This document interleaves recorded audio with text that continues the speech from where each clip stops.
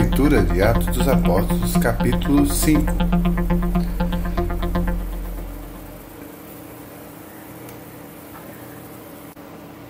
Entre mentes, um certo homem chamado Ananias, com sua esposa Safira, também vendeu uma propriedade. Mas ele reteve parte do dinheiro da venda para si, tendo conhecimento disso também sua esposa. Ele levou a parte restante e a depositou aos pés dos apóstolos.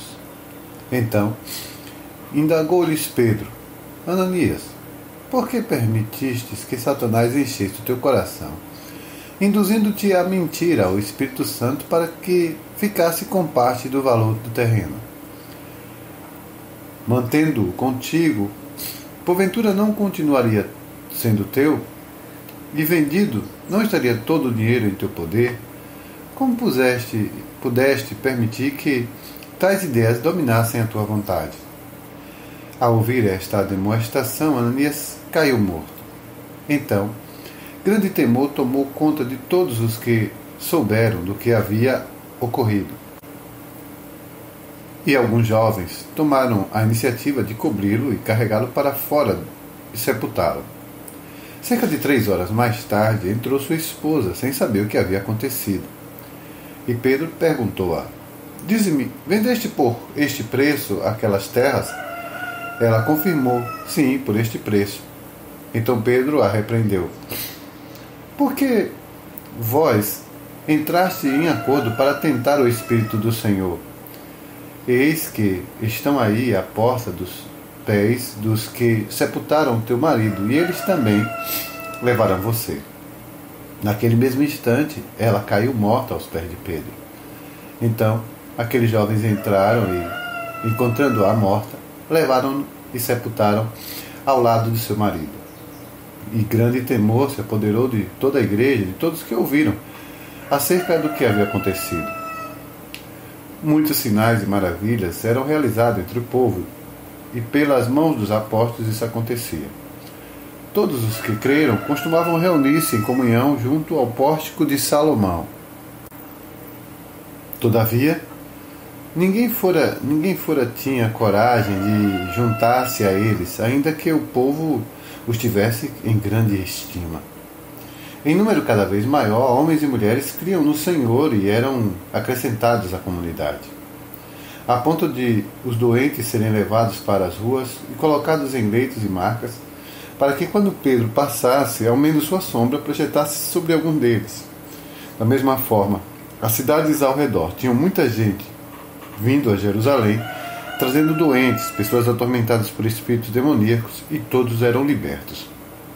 Então, o sumo sacerdote e todos os seus correligionários, membros do partido dos saduceus, foram tomados de grande inveja. E por isso, mandaram prender os apóstolos, jogando-os numa prisão pública. Todavia, durante a noite, um anjo do Senhor abriu as portas do cárcere, conduziu-os para fora e o instruiu: Ide, apresentai-vos no templo e anunciai às multidões todas as palavras de salvação. Assim, ao raiar do dia, eles entraram no pátio do templo como haviam sido orientados e começaram a pregar ao povo. De modo, de outro lado, chegando o sumo sacerdote e seus companheiros, imediatamente convocaram o sinédrio, ou seja, toda a assembleia dos principais líderes de Israel, e mandaram buscar os apóstolos na prisão. Entretanto, ao chegarem à prisão, os guardas não os encontraram ali. Então voltaram e comunicaram: Encontramos o cárcere fechado com toda a segurança e o sentinela nos seus postos junto às portas, mas, abrindo-as, ninguém encontramos lá dentro. Diante desse relato, o capitão da guarda do templo e o chefe dos sacerdotes ficaram atônitos, imaginando o que poderia ter acontecido com os apóstolos.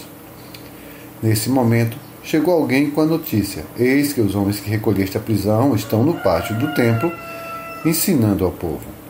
Então, o capitão com os seus guardas os trouxe outra vez, porém sem violência, pois temiam ser apedrejados pela multidão. Depois de trazê-los, apresentaram ao sinédrio, o sumo sacerdote os interrogou: Nós não vos ordenamos expressamente que não pregassem esse nome. Contudo, encheste Jerusalém dessas vossas doutrinas e quereis lançar sobre nós a culpa do sangue desse homem. Ao que Pedro e os demais apóstolos afirmaram: é necessário que, primeiro, obedeçamos a Deus, depois às autoridades humanas. O Deus dos nossos antepassados ressuscitou a Jesus, a quem vós assassinaste, crucificando-o no madeiro.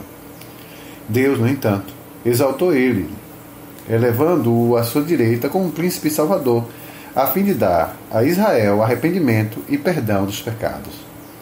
Ora, nós somos testemunha desses fatos, bem como o Espírito Santo de Deus concedeu aos que estão obedecendo a ele.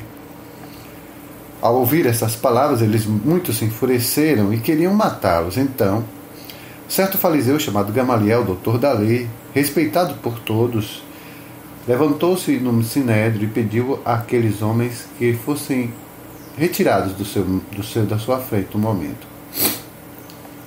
Prosseguindo, dizendo: caros israelitas, considerai com toda cautela o que estáis para pedir e fazer a esses homens.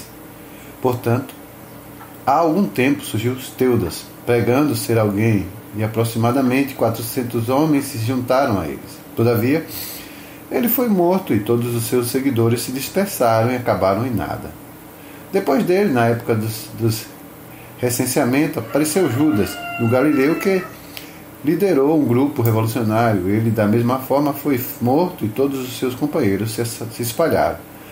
Contudo, neste caso, os advirto: afastai-vos desses homens e deixai-vos seguir em paz, pois se a obra ou o propósito deles for de origem meramente humana, também desaparecerá. Se todavia proceder de Deus, não conseguireis jamais impedi-los, pois achareis em guerra contra Deus. E as palavras de Gamaliel convenceram a eles. Então mandaram trazer os apóstolos e ordenaram que fossem açoitados. Depois exigiram-se que não mais falasse o nome de Jesus e os deixasse sair em liberdade. Os apóstolos se retiraram do sinédrio, contentes por haverem sido considerados dignos de serem humilhados por causa do nome de Jesus. E todos os dias no templo, bem como nas casas, de casa em casa, não deixaram de pregar e de ensinar que Jesus Cristo é o Messias.